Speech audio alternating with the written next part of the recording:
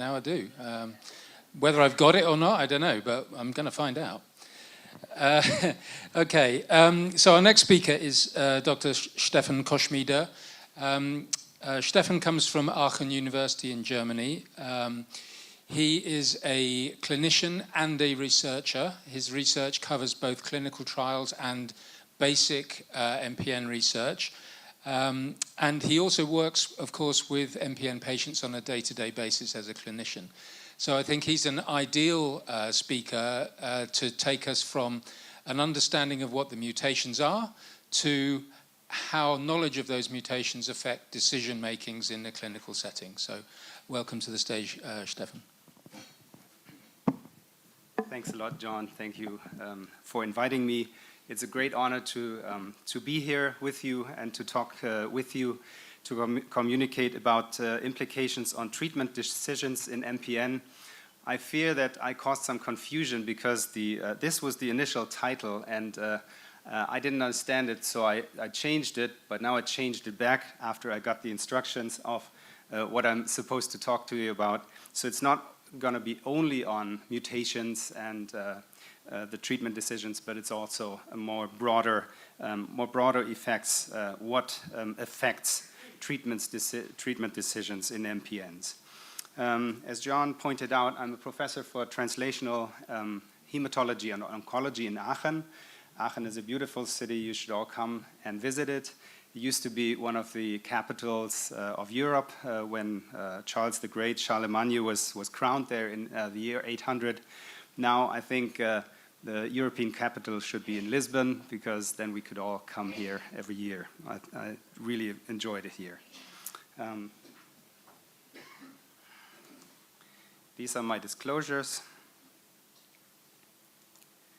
And I would like to share with you a typical patient case, and then afterwards discuss on the effects of the disease and side effects of treatment, which we also call adverse events. This is clinical speech when we talk about clinical trials. Especially how may this affect the patient physically and mentally, as well as the patient's surroundings, so family and friends. And then discuss how we make decisions on to take treatment or not to take treatment. This is frequently the question. What are the consequences of each decision? And also, what are the benefits of shared decision-making, SDM, between patients and physicians? And then finally, highlight the role of patient support organizations. How can you help to maintain good adherence, and how can we facilitate education patient involvement in treatment selections? So I'll start with a clinical case. It's a young female patient that had a car accident with bleeding in the brain 14 years ago. The first presentation to a hematologist was 10 years ago, and we then saw a 29-year-old patient with lots of platelets, thrombocytosis. Here you can see 1,900 platelets per liter. Then a white count, which was normal, and the red cells were also normal, hemoglobin of 15.5. There was no JAK mutation and no MIPL mutation at that time. Calreticulin mutations hadn't been discovered yet. And we typically want to have a myelofibrosis grade in the bone marrow, meaning we want to know how many fibers there are in the bone marrow, and there were none. There was no increase of fibers in the bone marrow. So the diagnosis of ET was made, and clinically this was labeled high-risk ET because the platelets were above 1,500 G per liters. And this high risk refers to high risk of bleeding in this case, rather than high risk of thromboembolism. And that is why this patient was treated. So she wasn't at our center at that time. Aspirin was prescribed, and cytoreduction was given with a drug called anagrelide. The medical reports read that no hydroxyurea was given because of the young age, and the potential leukemogenic potential, we can talk about this at the end, and also so-called acquired von Willebrand syndrome was diagnosed, which meant that this patient was found to have an elevated bleeding risk.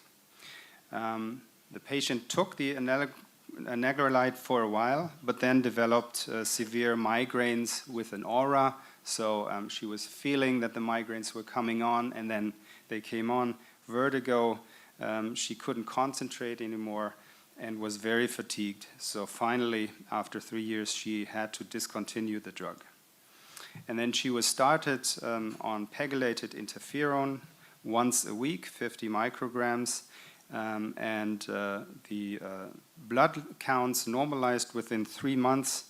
However, after a while, side effects became apparent here too.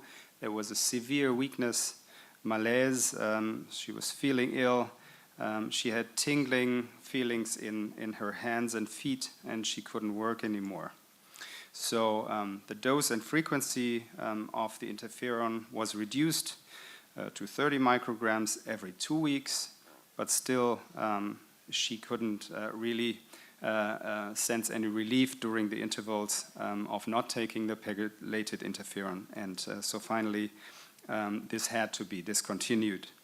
Then the CALR mutation was detected, which at that time was still important because before the advent of the JAK and CALR mutations and the MIPL mutation, really we, in quite a lot of cases, we could not definitely say that this was an MPN.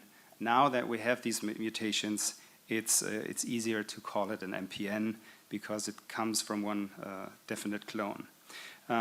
This patient was in complete hematologic remission, meaning the blood was totally normal, the blood cells were normal.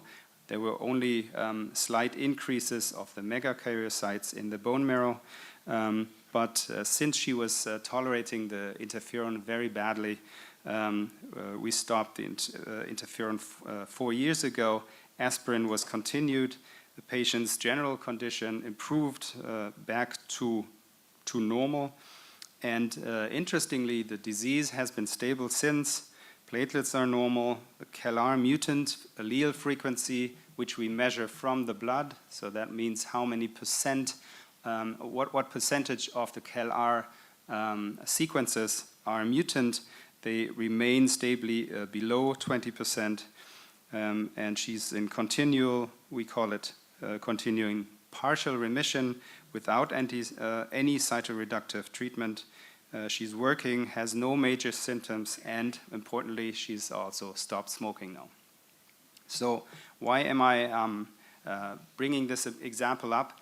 Because I think it shows a lot of the difficulties that we face both as patients and physicians with choosing different treatments and trying to cope with these treatments and trying to lead an otherwise regular and normal life.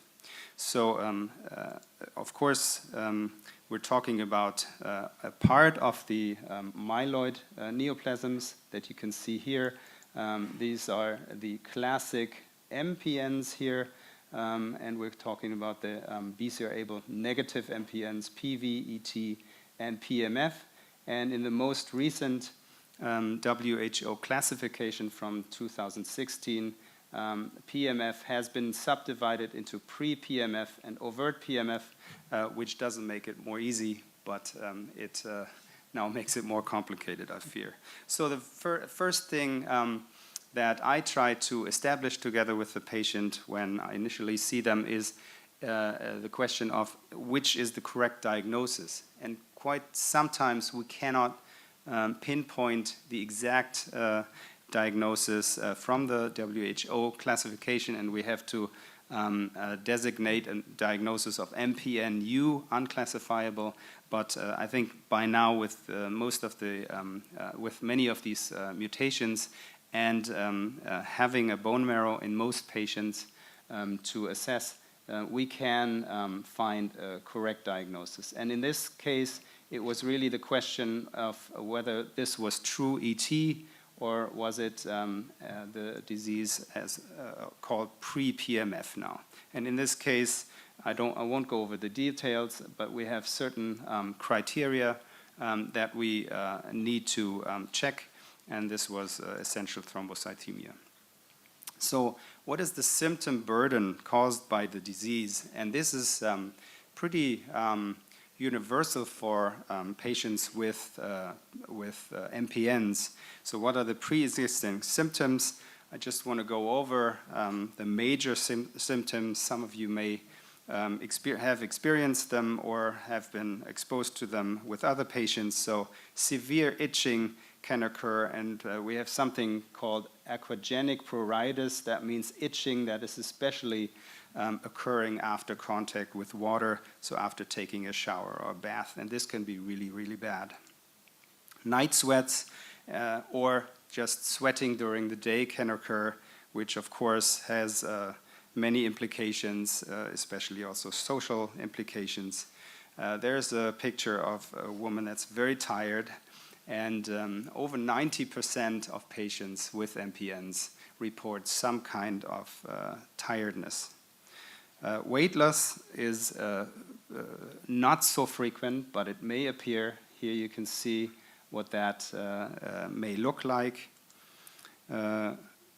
Reduced strength can occur with problems breathing upon exertion. So this is frequently a symptom of anemia, meaning too little red cells. Patients can have visual problems, seeing streaks or not seeing things clearly. There may be abdominal pain, for example, due to spleen and or liver enlargement. And I always tell the students to please take along a measurement device, which they think is very old-fashioned, but it's very important, especially for clinical trials, to assess the right sizes, let's say, of the spleen underneath the rib cage here, to see whether treatment is effective in reducing the spleen size.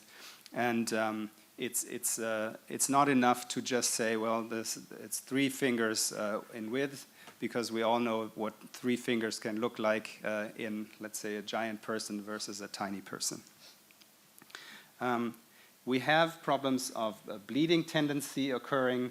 So this can be like a hematoma like this, or little petechiae, as we call them, little pinpoint bleedings that can be caused by malfunctioning of platelets. There can be tinnitus, which is ear noises that frequently occurs together with vertigo. Here we can sometimes see a patient having a red face, so this is caused by lots of red cells in the vessels, even in the small vessels. There can be leg cramps and pain in the leg. Thrombosis is a very serious complication. Limb and bone pain can occur. High blood pressure can be a problem, associated mainly in PV, but also with other MPNs. And also there are some more specific symptoms, for example, burning pain and redness of the hands and feet, which we call erythromelalgia, which responds luckily very well, usually to aspirin. But this is one of the few very special and specific symptoms. So I think we see, and it's clear why the diagnosis is sometimes so hard to make. It's because these symptoms are not very specific for the disease, and This is why we need to be aware, and that's why we need MPN advocate networks and physician networks to raise alertness to these very rare diseases. I was then asked to point out the mental stress that could be caused by the disease or by treatment. So there are many symptoms that may cause mental stress.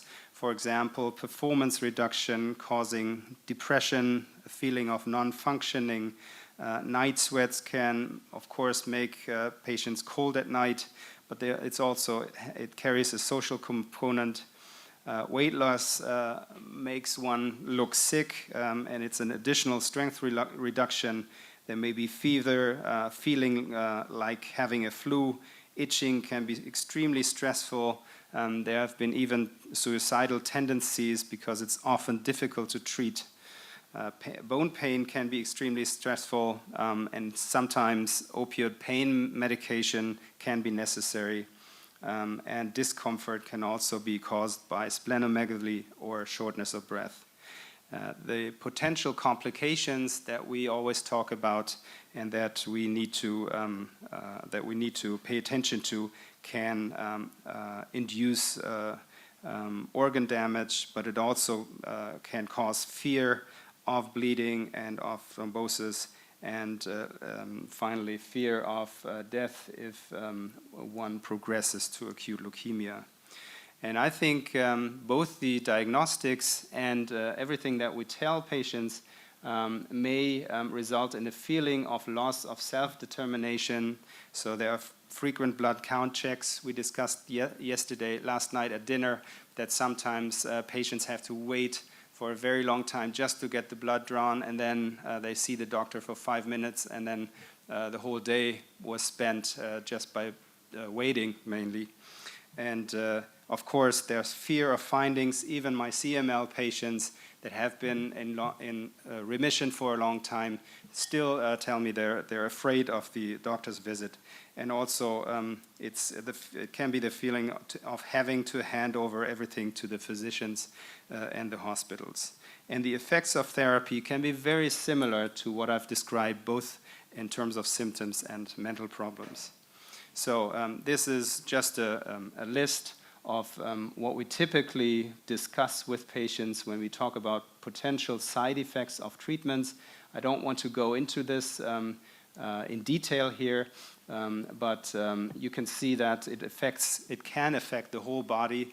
And of course, we're obliged to discuss these side effects, potential side effects with patients, but it also creates a lot of fear and anxiety. We do have psycho-oncologic help in Aachen, for example, and in many centers. This is Andrea Petermann-Meyer, a physician in our center, creating lots of possibilities to help patients with their psycho-oncological needs. And also, this is a project trying to enhance the support for families. So if one family member is affected by an MPN or cancer, this network can try to help. To treat or not to treat, shared decision making. So we have medical guidelines. This is an example of the ESMO organization, and we have specific guidelines for treatments for each of the three disease entities. But of course, it may be very different in a particular individual, and that's why it's not good to let a machine decide what kind of treatment you get, and it's not good to even let the doctors alone decide. And one of the reasons is shown here, that this is it's a review of several studies that have been done to look at what is important for physicians when advising patients with MPN, what kind of treatment to take, and also, on the other hand, what is important for patients. And for example, in MF, it was very striking that the doctors were mostly looking at symptom improvement and better quality of life, while patients were mostly looking at treatments to slow or delay their condition. And of course, this is not a complete divergence, but it's just the way we look at the problem and we look at what is possible. So the doctors mostly thought, well, if I cannot cure this disease, this is my main goal. And the patients, of course, said, well, I want to be cured, and then if that's not possible, then let's see afterwards, I think. So I've used this sentence here, the importance of being adherent. What does that mean? It means that it can affect the disease and the outcome a lot. How much we can encourage patients to take the assigned regimen. And this is a study from CML showing that if patients took less than 9 out of 10 tablets, and I think everyone of us forgets to take a tablet once, then the danger of losing their remission was already increased. So adherence is very important. And how can we enhance this? I think both by electronics, by using apps, but also, more importantly, by educating patients and bringing in patient advocates to continue this often lifelong treatment. Helping to help patients' decisions. Werner Zinkant and I will talk a little bit more about the MPN network from the patient side, but also the German study group for MPNs from the physician side. We have different clinical trials that we are conducting as investigator-initiated trials, which becomes harder and harder, but at least we can do these. And we also have our MPN registry and biobank. We have more than 3,100 patients recruited, along with a lot of biomaterial samples. And the important thing here is that we are covering all 3 healthcare sections, university hospitals, community hospitals, but also there are a lot of office-based hematologists and oncologists in Germany, and many other countries are like that. And we're heading this registry from Aachen and Ulm. So there are comparable registries worldwide, and I think it's very important that we keep these going to learn more about the disease. And this was my talk, and thank you very much for your attention.